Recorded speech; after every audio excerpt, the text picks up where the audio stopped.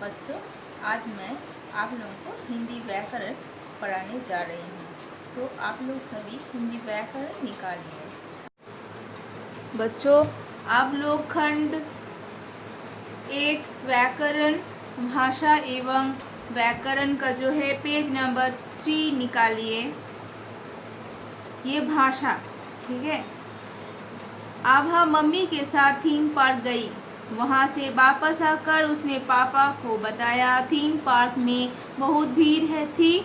वहाँ बहुत बड़े बड़े झूले थे। 2 बहुत बड़ी राइड भी थी जिन्हें देखकर मैं डर गई। सबसे अधिक भीड़ तो बच्चों में स्विमिंग पूल पर थी। वह मुझे बहुत अच्छा लगा। यहाँ बोलकर बताया गया और सुनकर समझा गया। सच बात है, अभी मैं आप लोगों को बोल रही हूँ और आप लोगों से वो सब सुन रहे हो। ये अच्छा है, ये बोलना और सुनना, ठीक है। आपको इसको जानना चाहिए। और ये बोलना सुनना कैसे हो रहा है? हम लोग जो भाषा का मदद ले रहे हैं वो है हिंदी भाषा। जो आप समझ रहे हैं मेरा भाषा को, मैं बोल रही हूँ, आप लोग समझ रहे हैं कि मिस क्या मतलब टीचर क्या पढ़ा रही है। तो बोलना सुनना समझना, बोलो सुनो उसके बाद उसको समझो। सब में समझना ही ज़रूरत होता है, समझने के लिए सब कुछ है। अगले सप्ताह वह पापा के साथ गंगा बैराज घूमने गई।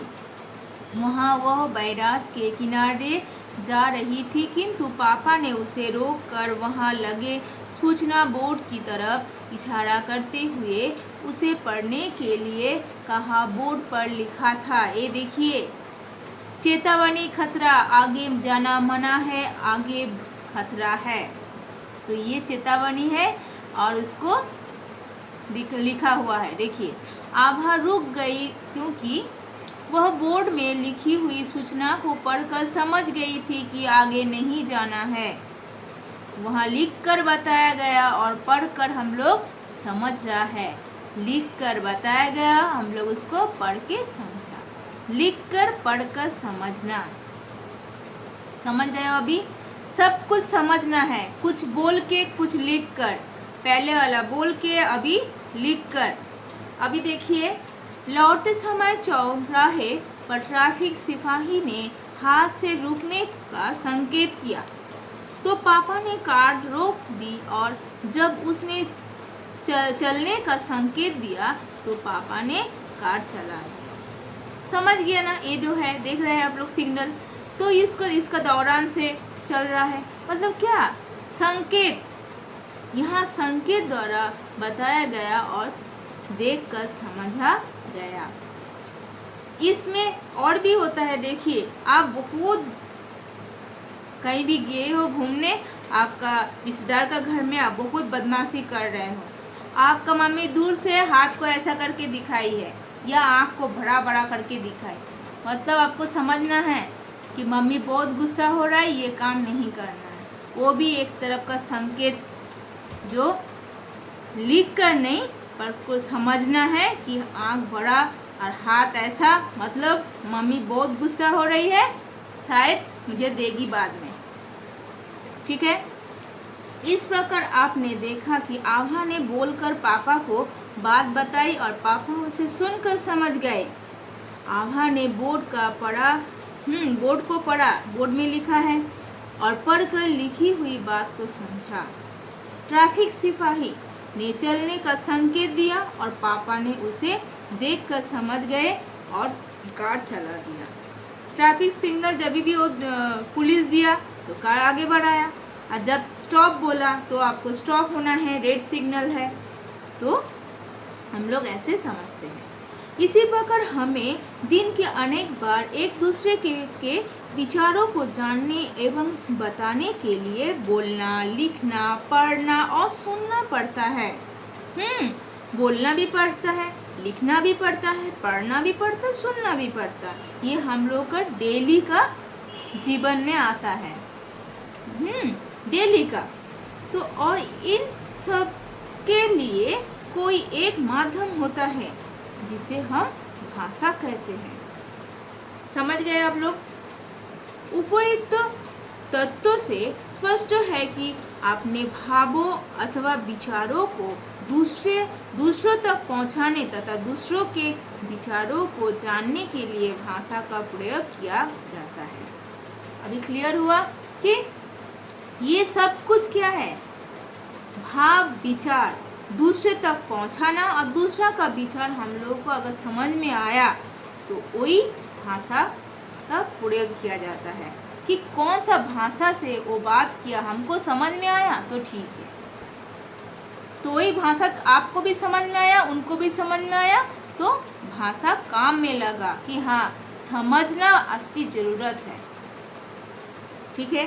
भाषा वह साधन है जिसके माध्यम से हम सोचते हैं तथा अपने विचारों को व्यक्त करते हैं। सामने वाला आपका बात अगर समझे तो उसी भाषा को महत्व दिया जाता है, और लिख भी सके। ये तीनों चीज़ जिसमें है, लिख कर बोलना, देखिए यहाँ दिया बोलना, लिखना, पढ़ना, सुनना, तभी होता है एक असली भाषा। ठीक है।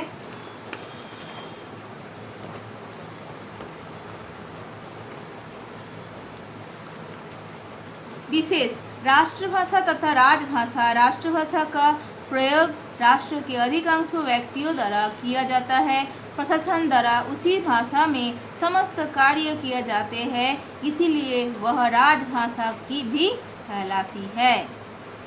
भारत में यह स्थान हिंदी को प्राप्त है, क्योंकि हिंदी हम लोग का भारत कहीं भी जाओगे आप सबको हिंदी समझ में आएगा। और कोई भी जगह दफ्तर में आप जाओगे, पीछे सामने में अंग्रेजी और या पीछे में हिंदी, कई भी तरह हिंदी और अंग्रेजी रहेगा ही रहेगा।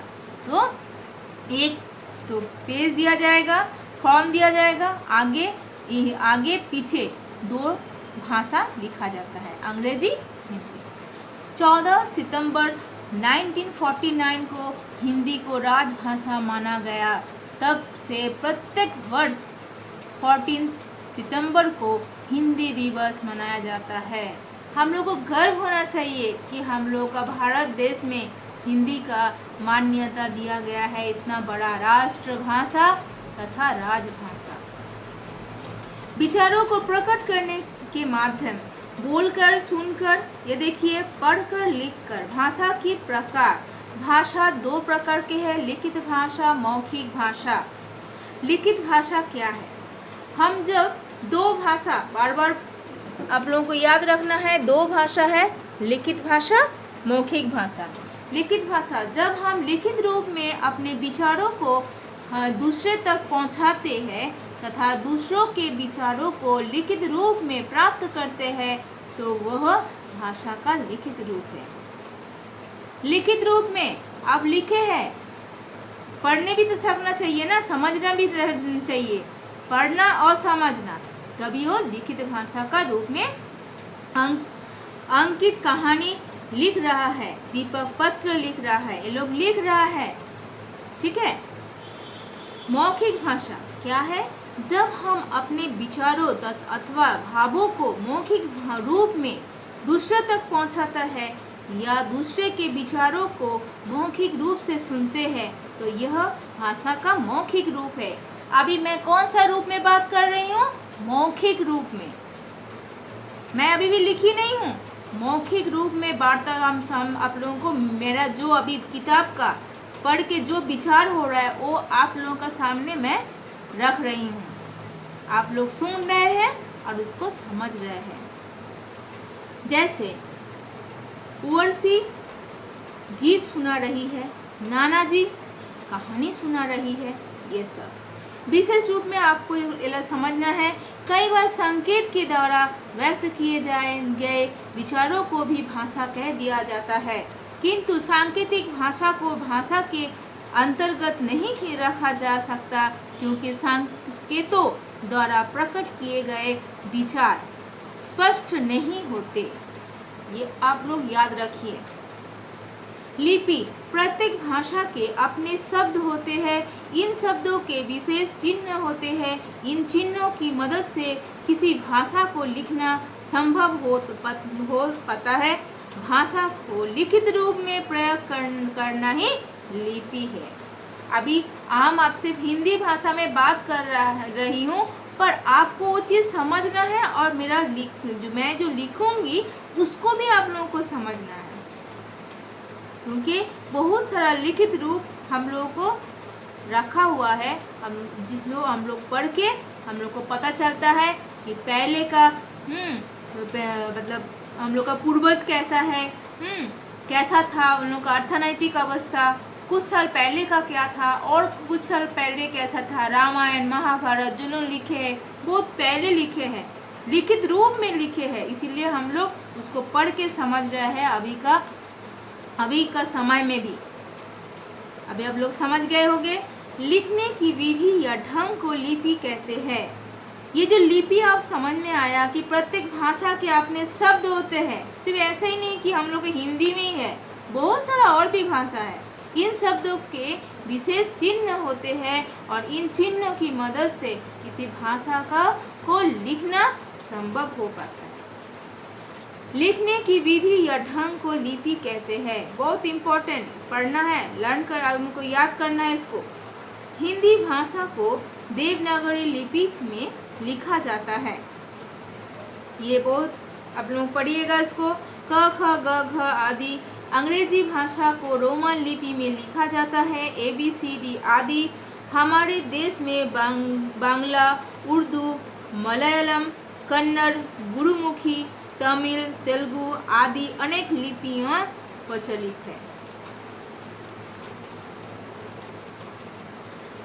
लिपि के विशेष महत्वपूर्ण तत्व देखिए, देवनागरी लिपि में अधिकतर ध्वनियों को लिखा जा सकता है। संस्कृत, भोजपुरी, नेपाली आदि भाषाओं को भी देवनागरी लिपि में ही लिखते हैं। अंग्रेजी भाषा के अतिरिक्त कई भाषाएं रोमन लिपि में लिखी जाती है। उर्दू भाषा फारसी में तथा पंजाबी भाषा गुरुमुखी में लिपि में लिखी जाती है। तो बच्चों, मैं यहाँ तक ही आज पढ़ा रही हूँ। आप लोग इसको घर में अच्छे से अध्ययन कीजिए, जिसमें आप लोगों को जो मैं पढ़ाई हूँ उसको अच्छे से आप लोग समझ सकें। ओके बच्चों।